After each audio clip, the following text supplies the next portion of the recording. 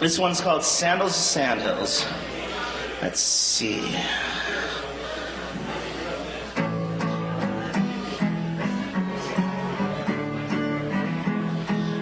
Na na na na na na na na na na na na na na na. He left his home in Omaha to strike out for the frontier in a wooden sandhill panhandle. Go be a pioneer. Now he's free to shoot the breeze and go on benders with friends. In between heartbreak and gin, it feels like a dead end. He once was a student of time and of space. Now he's just killing time, hanging out in this place. He knows where he is, but can't help feeling lost. We are him, he is us. My friend is made of stardust. Just look in his eyes. He's got these big ideas that he wants to realize. He's cooking on our range, from Alliance to the south end, trying to make something beautiful, but he's crashed on a couch. He burned with a passion, but his ashes are scoured, and all that's left burning now is indica flowers. He came to make a life, but he's barely making rent, and this is how it's spent. Oh, what a life. Oh, what a life.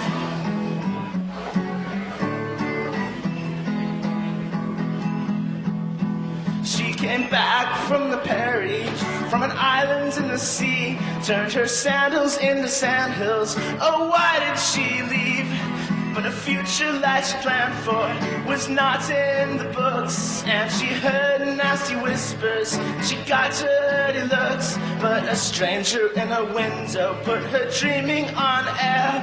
She built him a snowman, and he held back her hair, and he sang to her sweetly as she beat out the time, just like heaven.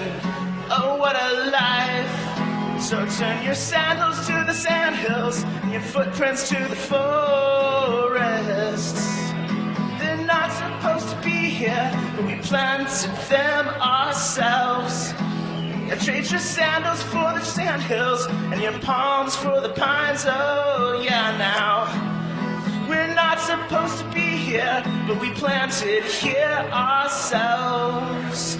We all came out to the high plains from places far away, from everywhere on earth, but now we're here to stay. Some are coming to realize, some are running from disaster, but we'll build something someday in the backwoods of Nebraska. Yeah, the hip cat DJs and the professors of life, and the wage slave riders and the artists in strife. Cause we came to make change while we're just making sense. So we'll earn it until we're spent. So trade your sandals for the sandhills. Wanna be like forests. We're not supposed to be here, but we planted here ourselves. Yeah, trade your sandals for the sandhills. We're aimless, but we're free. Yeah, we're not supposed to be here, but disregard the constabulary. Thank you. Welcome to Hot Take Express with Kent Chamberlain. I'm your host, Kent Chamberlain. This is episode 21, The Town That Made Tim Walz. Walz. Anyway, as you'll notice, I am in my little guerrilla camp here in the forest. I have a new job. Where's my authority? Yeah, I'm a camp host. And that little video about Lamoille Canyon a couple episodes back, that may have been part of my interview process. But anyway, yeah, I've got a job. That's why you haven't heard too much from me for the past couple months. And this is my tent. And this is my leitmotif. And so with the leitmotif, you know, it's a Hot Take Express video. All right, so let's get on with business. I came to you to talk about the pick of Vice President Kamala Harris made. She's made a very interesting one, and one that I, again, predicted. I didn't predict Tim Walz himself. I didn't even know who he was until a couple months ago. But the reasons she picked him have everything to do with things I laid out in class analysis and revolution. Although I didn't expect that it would be Tim Walz personally, I suspected it would be someone like Bernie, and in the broad sense, that holds up. But so I also have some personal things, sort of, to say about Tim Walz. I've never met the man, but I've met the town that made him. And so this is going to be a little bit autobiographical, in a sense, because I'm going to tell you about the town that made Tim Walz. I'm going to tell you about Chadron, Nebraska. And I'm going to tell you a little bit about Alliance, too. Um, let's start with Alliance, actually, because that's what I know about less. Alliance is a place that is on the Union Pacific uh, line. They handle a lot of coal being, and I think it's anthracite coal, high grade coal being shipped to points east from Wyoming to those coal plants still firing. It's the least dirty of the dirty stuff, and so therefore it has the highest demand. So Alliance, when I was in college, went Union Pacific tripled the number of jobs they were hiring for there, and a lot of volume just spiked through those yards. It became a major repair yard for that traffic.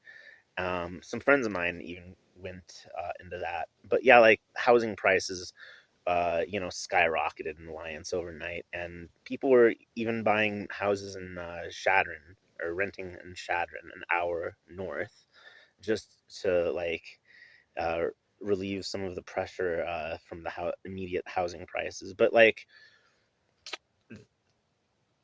there's nothing wrong with Alliance. It's a nice town.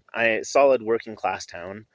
Uh, Solidly Republican. But there is, unfortunately, one thing that I have to, as a factual reporter, explain about Alliance in that time.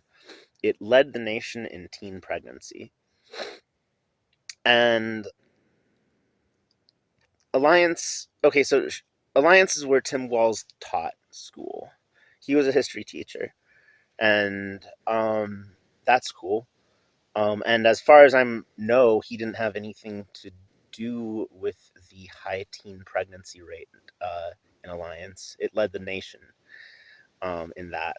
But, like some of his subsequent cultural choices involving education have made people leery. And at the very least, he was present for these record setting disturbances, and he didn't really do much to address them. That doesn't make him guilty of anything necessarily, but being a bystander in a crisis is never a good look. And this is something I haven't seen anyone touch on. I've heard talk about Stolen Valor, I've heard talk about Tampon Tim, but I haven't heard anyone talk about why he did nothing during a teen pregnancy crisis in his town. Or not even necessarily. I shouldn't even say that. I don't know what he did, and chances are, if he did anything worthy of praise, we would have found out about it already by the Harris Walz campaign. The culture truce was my idea. I don't lean too hard into the culture wars, but like at a certain level, I'm just like, you got to take care of your kids. You got to make sure your children are all right. That the generations that come after you have it better than you do, and I don't know if spiking teen pregnancy rates are the answer. Okay, this is how bad it was. All right, Chadron State College, where our my shared alma mater with Tim Walz, had a comedy club, and one of the people in the comedy club came from Alliance, and his stand up routine was something like, ladies, Alliance had the highest teen pregnancy rates in the nation, And then I graduated. You know, so just to give you an idea of like, and it's completely underreported. No one really knows this story. It's not. It's just like a bit of trivia in most cases, but it's a bit of trivia that, yeah, happened on his watch. So, and I understand like having been a teacher, teachers can't be responsible for every blessed thing. Like, too much is put on teachers already.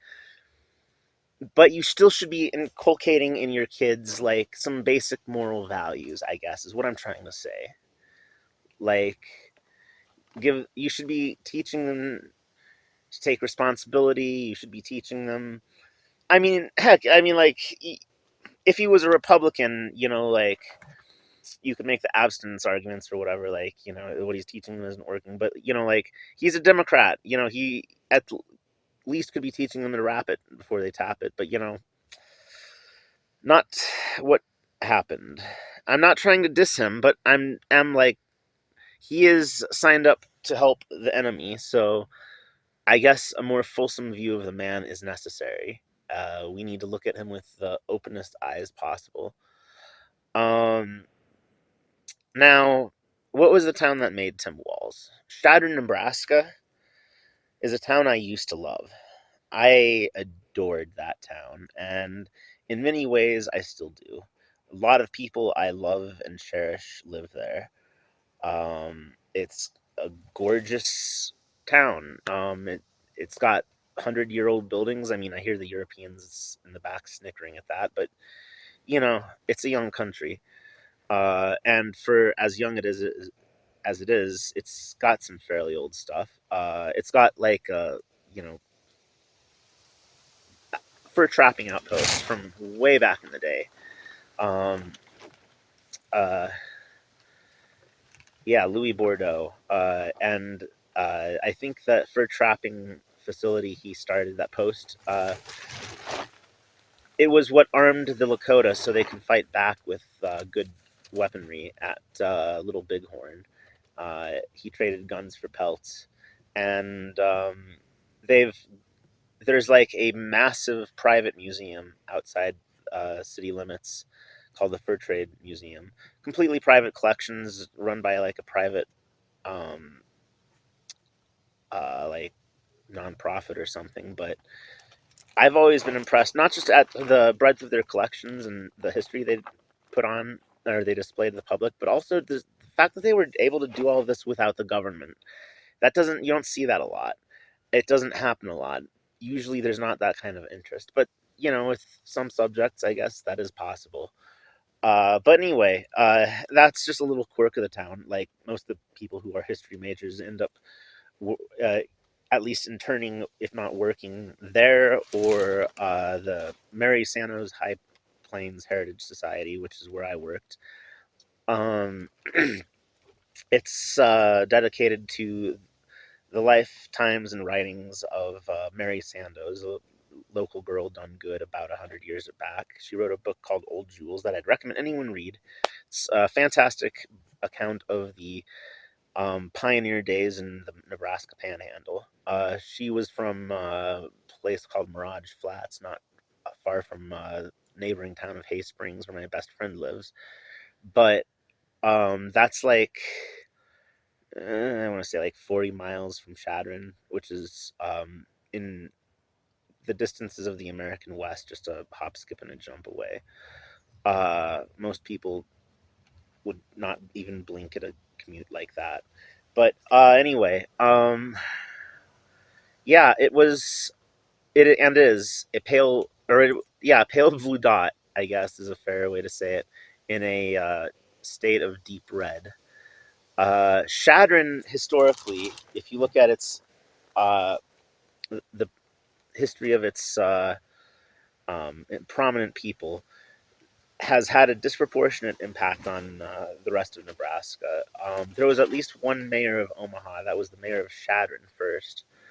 And he was like one of the more important, like, Gilded Age mayors that set down a lot of the stuff that still defines Omaha today. Uh, I forget his name, but there was a Chadron to Chicago horse race in the 1800s that boosted interest in the city. Um, Yeah, like there was a lot of this interesting history, but Chadron has okay, so because you have to understand about the town, it's only like 5,000 people, but it's nestled in some of the prettiest country in Nebraska, a place called the Pine Ridge.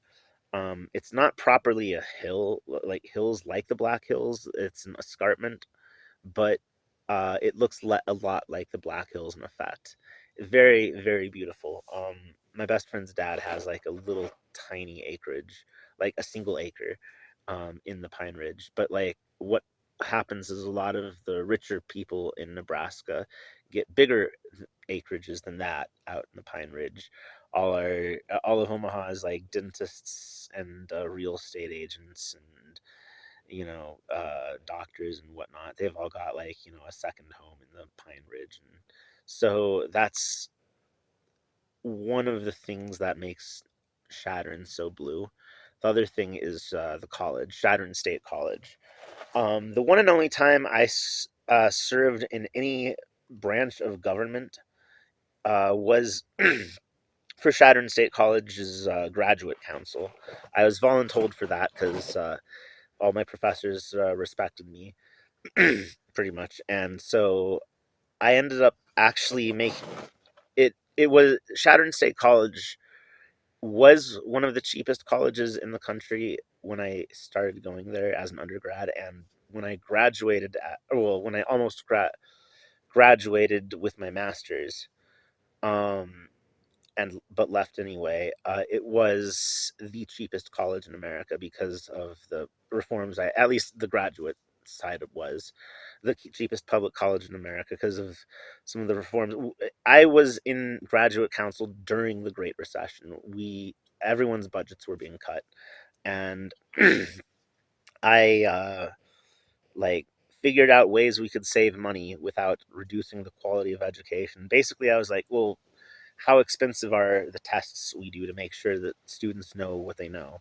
And I was like, well, theses are really expensive. Let's just get rid of them for most fields. But I even walled off the thesis for history so that like it wouldn't affect me.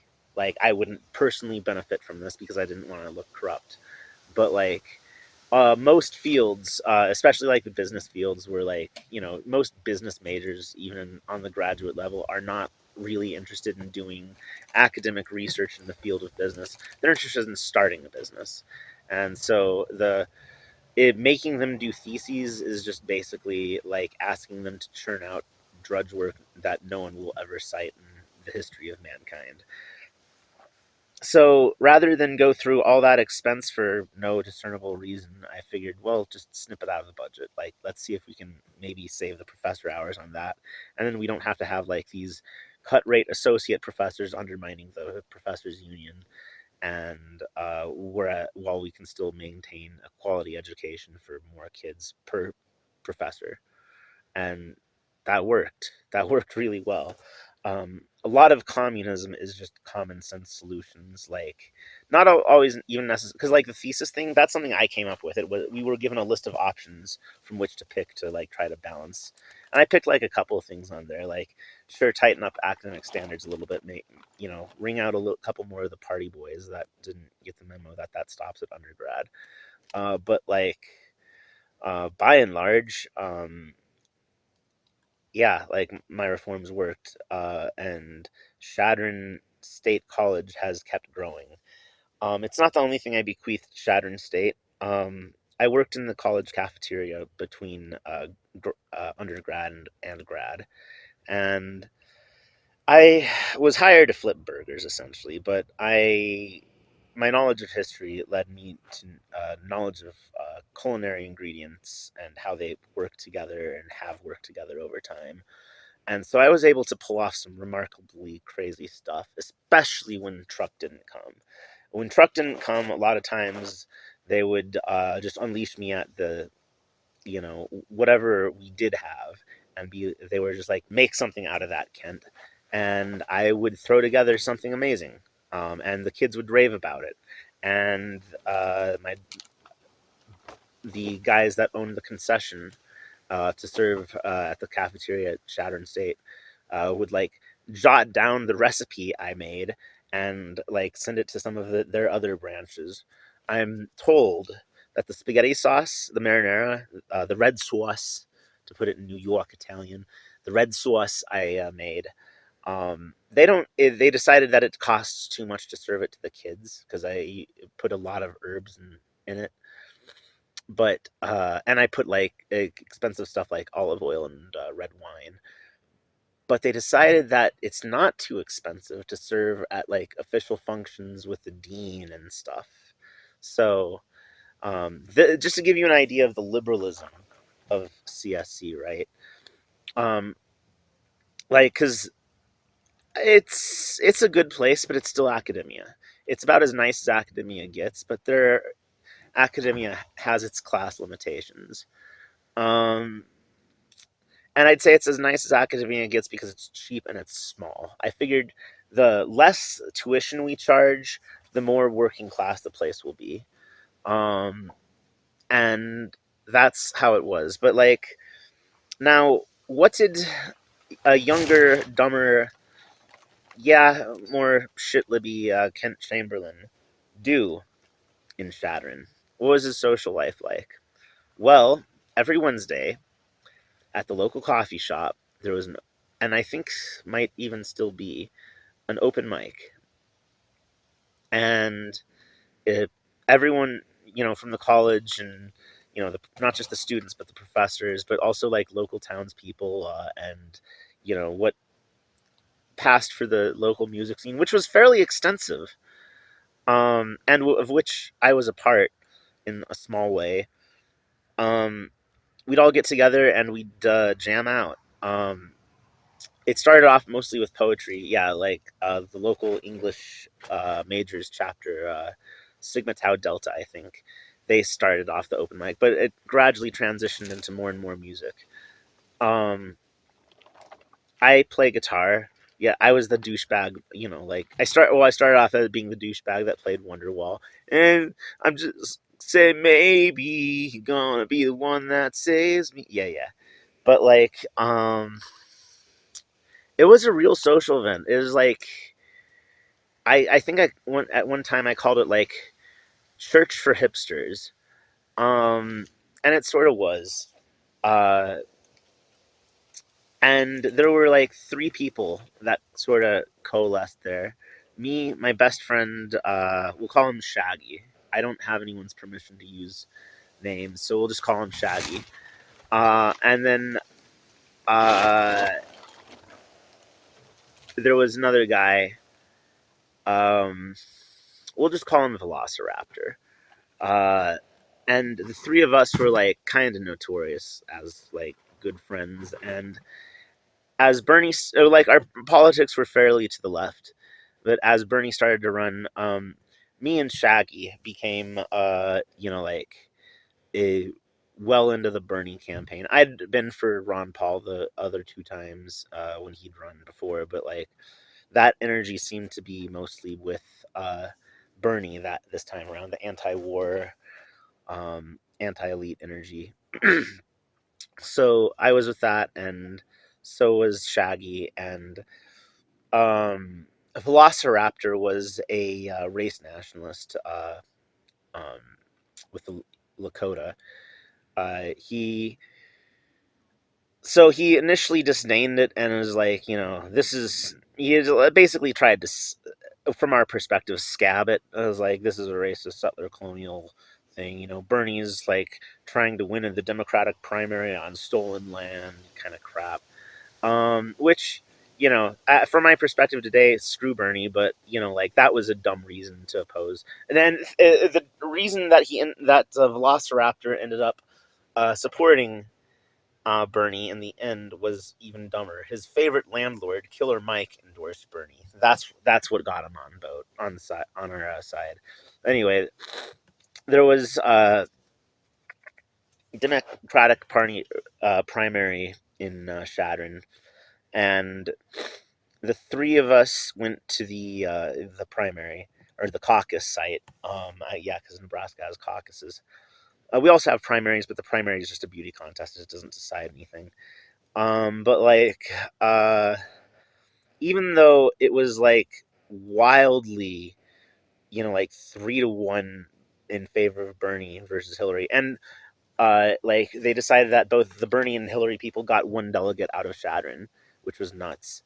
Um, and I also, this was an educational process. I saw pretty much all the people I respected, all my professors, just line up behind Hillary, line up behind the problem. They, who had been teaching me about like civics and politics and history and the good people and the bad people, were lining up behind the obvious glaring problem. I was polite to them. I was tried to talk them out of it, but it I not I'd always known that middle class academia was rotten, but nothing drove that point home to me in quite that way. And there was also a local Democrat machine, uh, but in typical Nebraska fashion, because the Democrats are unpopular everywhere, they don't run as Democrats. It's always some kind of independent you never heard of. The people that ran Chadron City Council while I was there for the majority of my time was called Team Chadron. A bunch of Democrats that dare not breathe the name. And they were pretty useless. Like they drew their electoral strength from the landlords and the rich retirees from Omaha and the professors, usually the tenured professors, especially. Like all the highest society Chadron had to offer. They were all riding with Team Chadron, and it they Team Chadron. God, what was like the grand total of their accomplishments while I was there?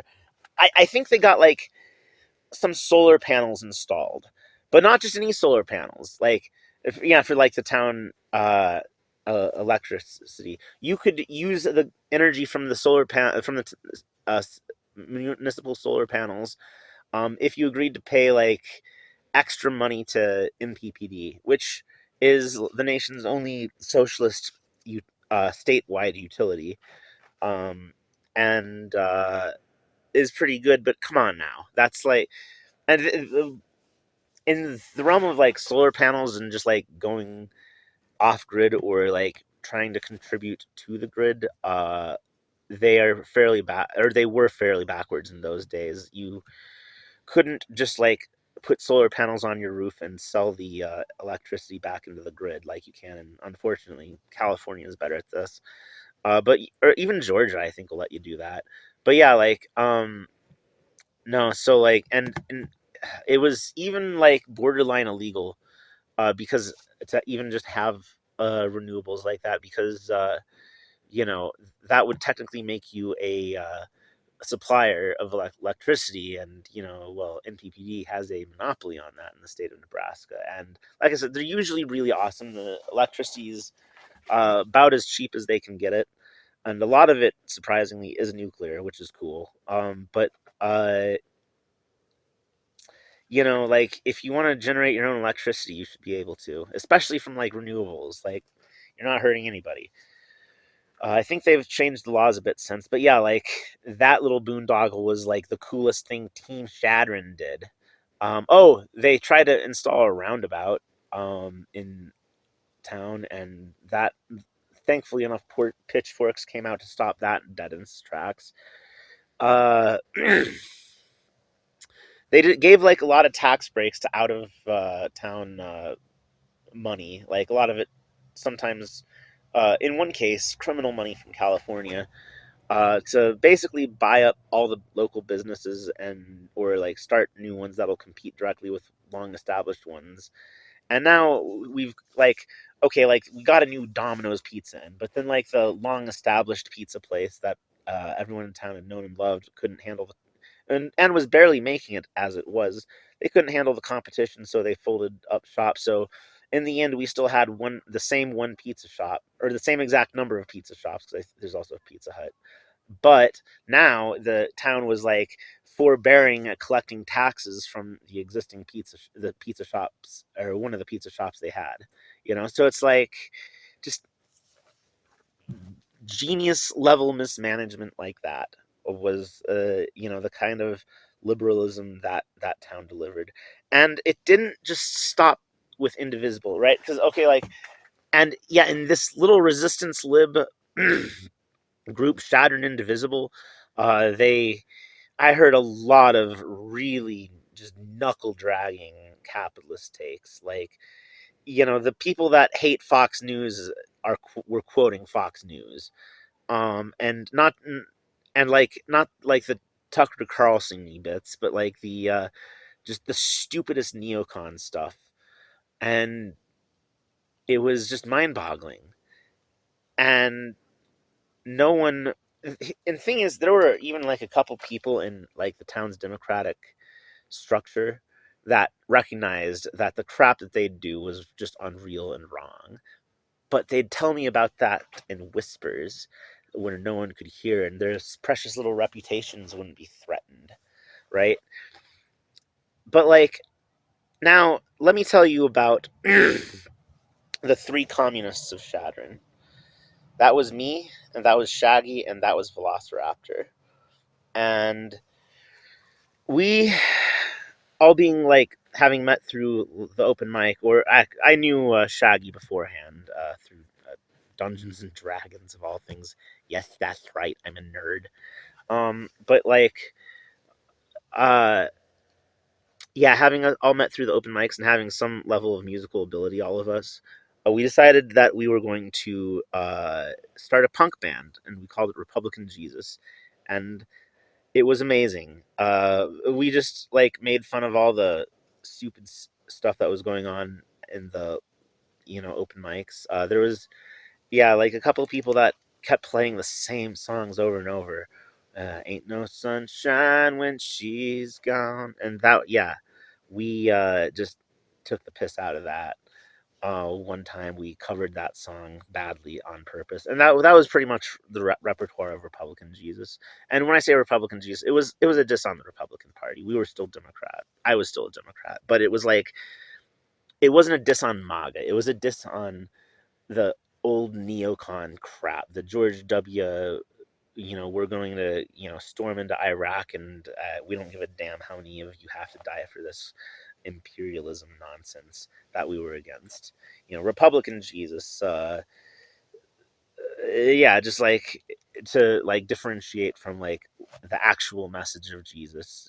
Just talk about like the way that like they justify this themselves by like some invented version of Jesus that fits their neocon ideology. But anyway, we were all three of us kind of after Bernie biffed it, like we all gradually drifted towards communism, and not just communism, but like Mark, like all became relatively doctrinaire Marxist Leninists, except for Velociraptor, who was a trot, and that was like the first little hint that all was not well to me, because like I had known the history for a while. I got a little better acquainted with it in college, like the history of the communist movements. I had moved from libertarian to Democrat, um, and with the expectation that the Democrats really were the commie menace that like they're caricatured as on the right, only to discover that they're like craven sellouts with good PR. Um, and so like there was now like Chadron, like I said, is 5,000 people, and it's about 2 hours away from Rapid City, which has like 50,000, so 10 times the population. And Rapid City has had a active chapter of the Socialist Party USA, and so we all kind of got active with that. There's a SPUSA sticker on my guitar somewhere, and that's why. And there's a Bernie sticker on my guitar somewhere, and that's why. It's just you can like trace the evolution of my thoughts uh, on my guitar. But anyway, Velociraptor, yeah, he was kind of a nihilist. He was like also like, in fairly well off as far as Lakota went, and he just did these like played in these like black metal bands, and um, all this kind of middle classy academic stuff, and like whereas Shaggy was working class, with a little bit roots in the military, but like mostly middle class or mostly working class, and then I was children of middle class academics and military, but like even back like even as back as far as I remember, even before I had words for it, I was a class traitor. I despised my class. I despised the hypocrisy of it. I despised the crap middle class academia does and flatters itself with. And so there were going to be class differences amongst us, and that's why Velociraptor was a trot. He was also like polyam, and very loose morals. Just he ended up taking like a million, like even as he's like chanting land back and shit, which I wasn't as I had like the beginnings of my thoughts about that I do today. I was like, okay, guys, this isn't strategic. Why don't we like try to get normally the normies on our side first instead of like scaring them off? But I was like too naive to realize yet that like they couldn't be persuaded with words that this was a class difference. So, and I just had like all these friends that were thinking these crazy things, and I friends in real life, and so I was like trying to like navigate this, but it's fundamentally a stark divide between the classes, this land back stuff, and uh finally, like so the Socialist Party USA chapter in Rapid City imploded from its own shit liberal weight. Um, the guy that was in charge of it ended up like blocking me on Facebook because I said praise Jesus and he's a Satanist. Or no, I didn't say praise Jesus. I said like hail Jesus. They say hail Satan all the time, and it's like, ooh, I said that. I said hail Satan, and you're a Christian, so you should be like super offended, And it's just the stupidest shit. But like they are so fragile. You just say the reverse back to them, like you just like I didn't even think much of that post, and it just hyper triggered him, and he just couldn't take it, and we, it's friends off, man. And then like Velociraptor came at me, and was like, you say perfect your class treason, but like, you're not a worker, you're living in like you're living in the desert, like playing Minecraft, or whatever. And that's how like our magnificent little trio of communists disbanded. Shaggy makes up his own mind about stuff like workers always do. Ultimately, he's not like solidly with me, but he and his family have been consistent supporters of the Tobar Collective, and like he's my best friend. He's always willing to hear me out. He doesn't always think I'm right, but like he takes me a lot more seriously than most self-proclaimed communists do. Um, and he's also seen like in his own like very Republican town how things, because Hay Springs is Republican. Chadron's the only like real Democrat town in the area. Like he's kind of seen some of these class realities up first and close, and like now that I'm pointing things out to him, he's starting to see some things. He's a solid worker. Like he's a good dude. Whereas, Velociraptor, after like hating, America, and hating Chadron, and hating the government, ended up like fucking taking $1 million contract with uh, the BIA, I think. Um, but so that's fun. I'm not gonna get too much deeper into that. But like, oh, and we were, the three of us were also DJs. 93.7 the Alley Cat, or KVAR. Um, it played all kinds of music, just like a community radio station. I did a couple different shows. It was a great time, and we got all our. And that was like the main role we played in the music scene. Besides like Republican Jesus and our own little like individual solo acts, just being the guys running the music station was like a big thing. Like we were always trying to recruit new DJs and stuff, and we did a lot of cool programming on there. Uh, I remember we rickrolled Chadron twice in a row, and just one day when he felt like being twits, and yeah, Shaggy came down to the station like, you know, barking up a storm at me.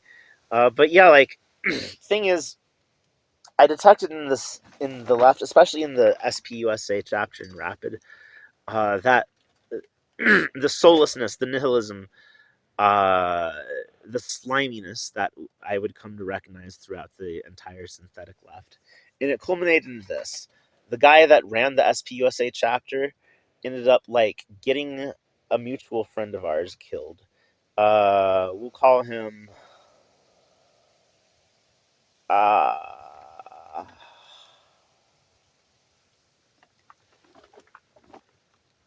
we'll call him.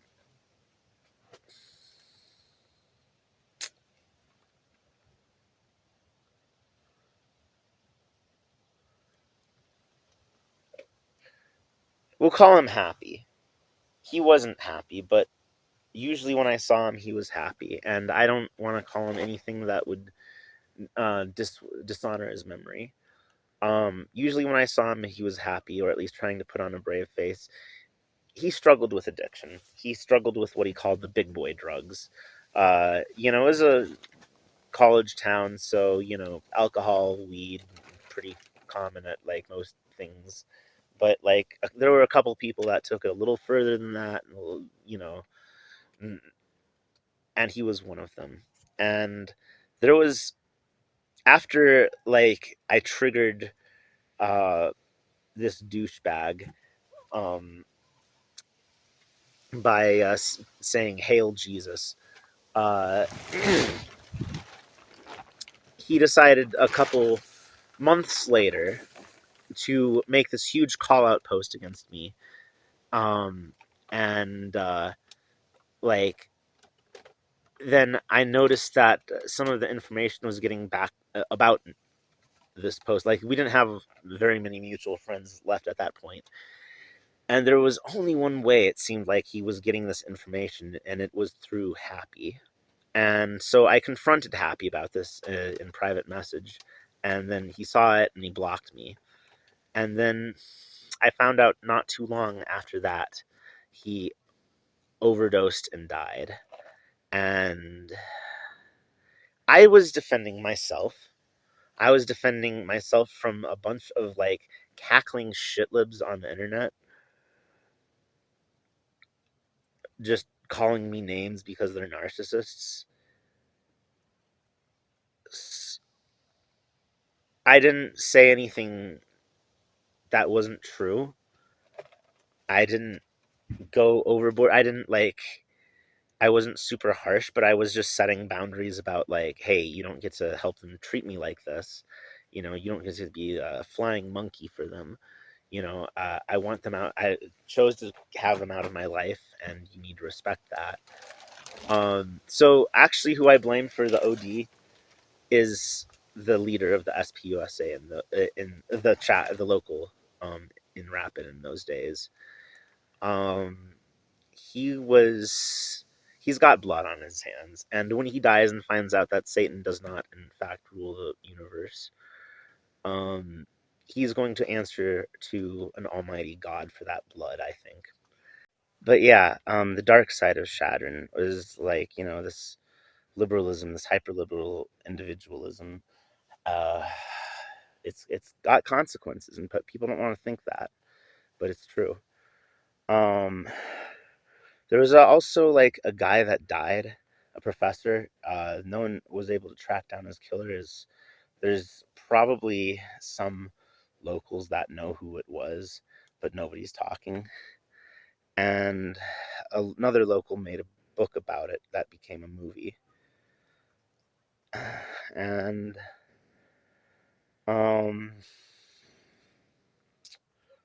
what other brushes with death? Oh yeah, and it's nuts. This is like the guy was wrapped around. He was like tied to a tree with like uh, extension cords and doused in gasoline and set on fire, and the police ruled it a suicide. Um, Liberalism, not even once. I'm trying to think what else to tell. Yeah, okay, and it's kind of amazing.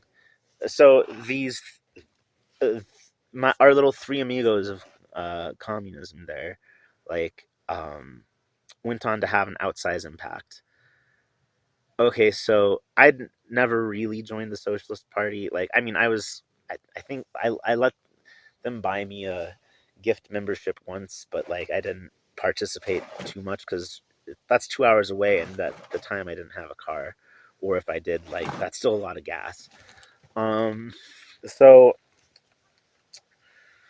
it was mostly Shaggy and Velociraptor that participated in the Socialist Party proceedings.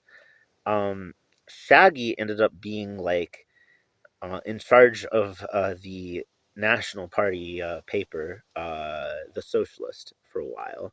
He was like the editor in chief there.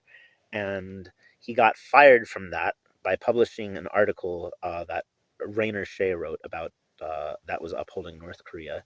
And then, yeah, he was like drummed out of the SPUSA, Shaggy was, and, like had his editorial status revoked, and like they wrote a piece the next issue, like denouncing everything Rainer Shea had said because they're a bunch of reformist sellouts.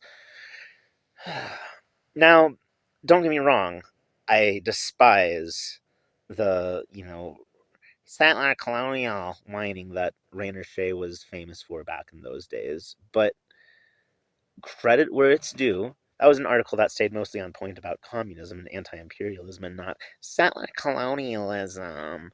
And so, it was I could have written that article for in almost every single word.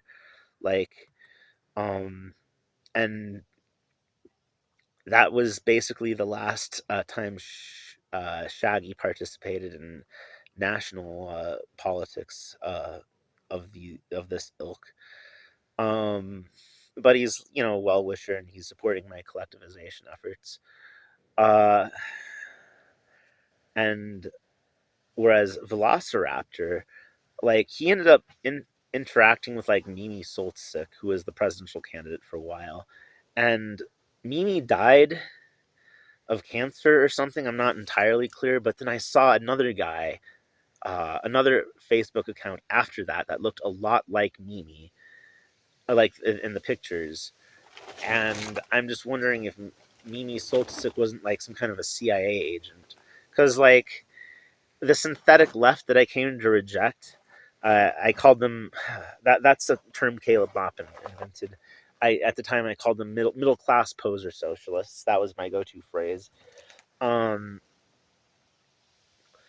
Yeah, like it's amazing how much politics that wasn't relevant at the time, but is relevant today, came out of this little town of Chadron, Nebraska. The radical Republicans, Marxism, Lincolnism came out of there. And the guy that's going to they hope, put radical republicanism and Marxism, Lincolnism, and MAGA back in,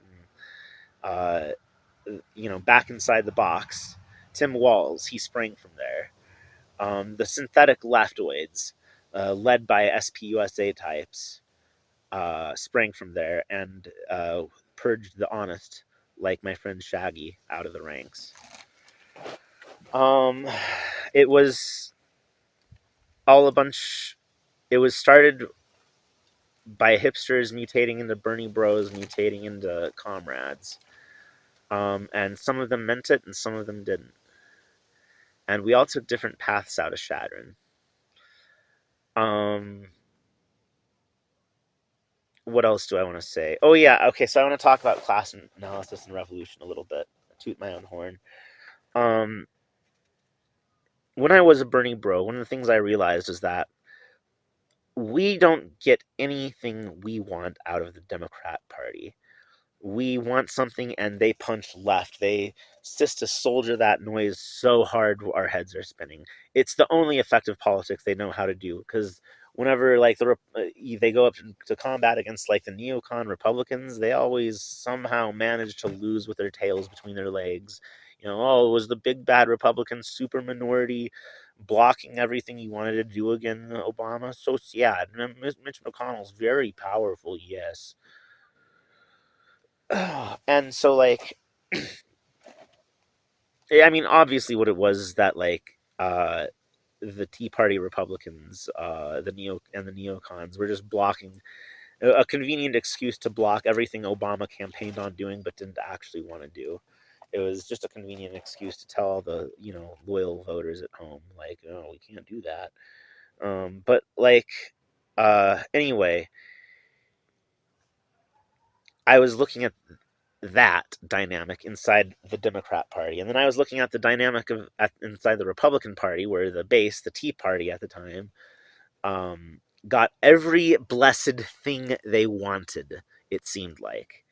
Now people who were that at that time would probably contest that, but from my point of view, we were getting nothing, and they were at least winning on like the culture stuff half the time, and winning on, like this issue and that issue that like, Mitch McConnell could block.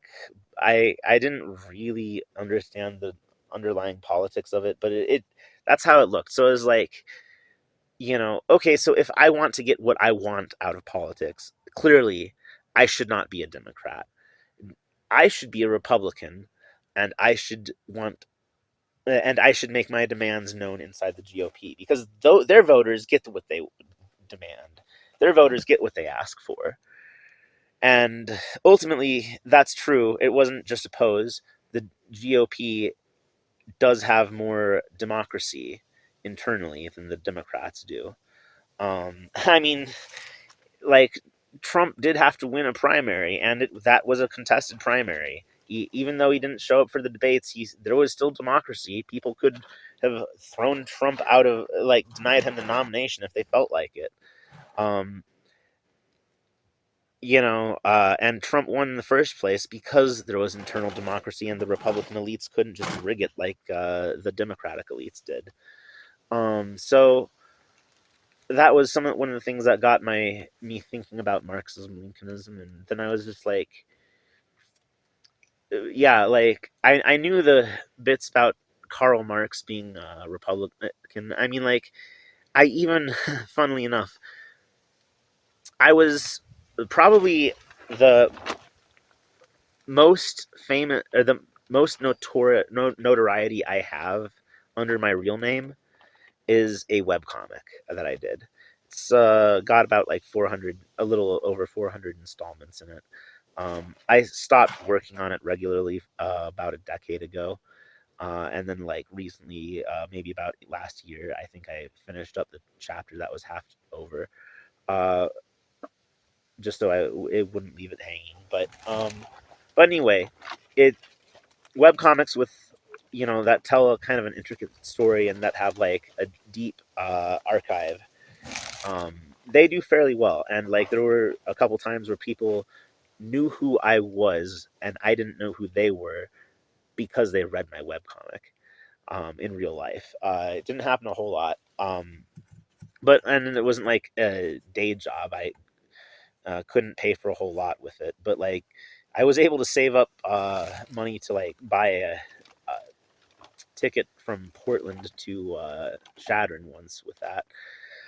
Anyway, uh, but yeah, in this webcomic, yeah, that last chapter I did, like, the main characters got thrown back in the Civil War, and yeah, they end up like having to refight it and win it somehow, and they end up talking to Karl Marx at one point and Abraham Lincoln, and like I knew the historical stuff, and I was even like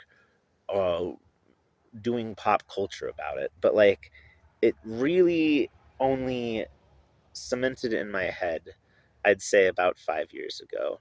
It all like gelled to a point where I was confident.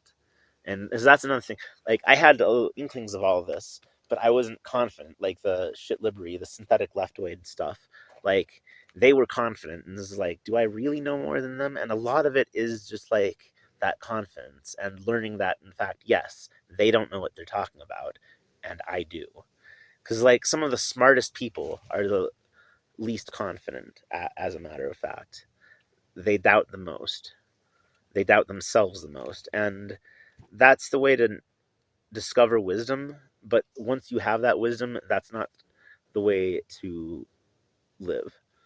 Once you discover wisdom, you have to share it. You have to be confident in it. And it took me a little while to get to that point, but yes, and that's how radical republicanism developed, and that's how Marxism Lincolnism developed. And like um I came to the realization, speaking of like how the Tea Party got whatever they want and the Bernie Bros got nothing, is that yeah, like the Bernie Bros would have to move over to the GOP to get their demands heard, and then and only then would the Democrats stop blocking the Bernie types. That they would actively promote and advance a Democrat socialist agenda. Only after the uh, working class realigned under the Republicans. And, well, look at what happened. Uh, Biden's terrible debate performance, our final national victory over Medicare, um, meant that, like, he was about to lose Delaware to Trump. And so Trump was super confident and like, I don't have to reach out to anyone. I can just double down on my base and I can do what my son, Donald Trump Jr., tells me to do and nominate J.D. Vance to be my vice president.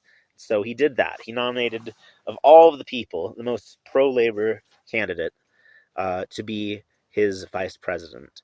And so Kamala Harris, to match that, had to pick someone equally pro labor, or at least that appeared to be equally pro labor. Tim Walz was that person. And it only happened because Marxism Lincolnism is rising in the GOP. It only happened to counter J.D. Vance and only happened to counter us. Okay?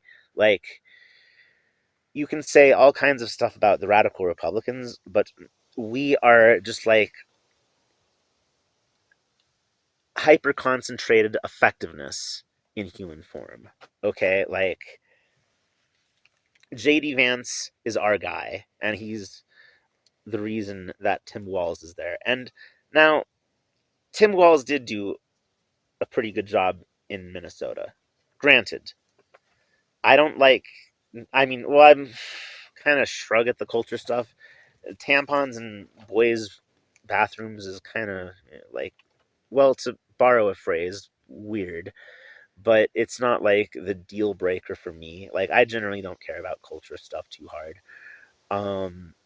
I wouldn't use the tampon machine, and I would just that would be my interaction with by and large my interaction with that. But it is a bit weird. Um, but like his economic agenda was by and large pretty good, and he got it passed with like a 1 seat majority, which is like he's doing the thing that Obama wouldn't do. He's doing the thing that Biden wouldn't do. He's ramming through stuff that needs to be rammed through, and he's not letting the opposition stop him. And in the case of Minnesota, like, um, it, I do support. Like, okay, it's not so much that it's a democratic economic agenda that it is a pro-labor economic agenda. That's what I like about it. All right. It's the kind of economic agenda that Republicans should have by and large. And there's a couple quibbles I have, like, with government mandates here and, like a bureaucratic empowering there, extra regulations in another place. Like, it's not the things he's doing are not necessarily the way I would do things, But the fact that he is, in the broadest of strokes, trying to run a government of action for working families is something I appreciate. And it's something that belongs in a Republican agenda, just in using Republican principles. Um, and honestly, I don't think that, if any, like, he's not pro labor enough. Like, honestly, I would just let the labor unions write the Republican economic agenda, frankly. Um, certainly the neocons shouldn't, those warmed over trots. Uh, but um, the neocons, no. But yeah, thing is, Tim Walz is a shiny object. He do not think that the Democrats will in any wise pass his agenda. Look at how they put Bernie the sheepdog out to pasture. Now he just like endorses whatever the Democrats tell him to endorse, and that's basically the long and short of it. That's Tim Walz's role. Okay, like, you are not going to get done, or the Democrats to do what they did in Minnesota. They will not do that. They will not pass a sweeping economic agenda.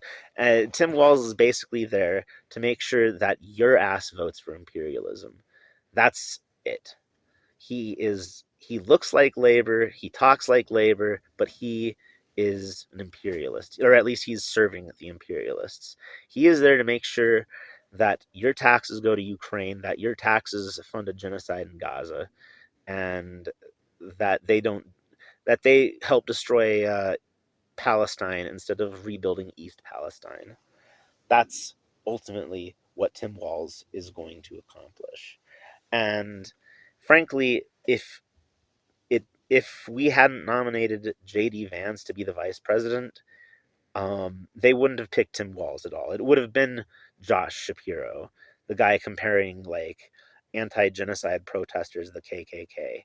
And while I think the campus protesters are a bunch of cringe land backaroos, like, they're not the Klan. Yeah, and Josh Shapiro would have been a terrible vice president. But ultimately, the vice president is completely powerless up until the president croaks or is impeached or 25th Amendmented. So I don't foresee anything really happening to Kamala Harris on that front. I don't think Tim Walz will get a chance to be president. J.D. Vance might. Trump is not as old as Biden, certainly a lot sharper, but he is still an old man. So J.D. Vance has a lot more of a chance at being president than Tim Walz does. But yeah, anyway, I just wanted to tell you. So, another thing about Chadron. It is the cheapest public college in America. For this reason, a lot of foreign people send their kids there. The foreign bourgeoisie, the comprador bourgeoisie in the third world. And I got to know a lot of those kids, and that was one of the things that helped me develop my perspective and become a communist, was actually seeing the international perspective of leftism. But and then yet another thing, it's primarily a teacher's college. What Tim Walz did after he graduated Chadron State, become a teacher, is what most of the graduates of Chadron State do. But yeah, hopefully you enjoyed this little walk down memory lane with me. You got to see a glimpse of Chadron, the town. You got to see a glimpse of the people in it. You got to see a glimpse of the outsized influence that it enjoyed for just a sliver of time. But that time is now. And these are dangerous times. These are the weeks where decades happen, my friends. So anyway, now you know, and knowing is half the battle. What Take Express. We are Republican Jesus. This song right here is dedicated to the greatest senator in the world. It's called Bernie Chambers.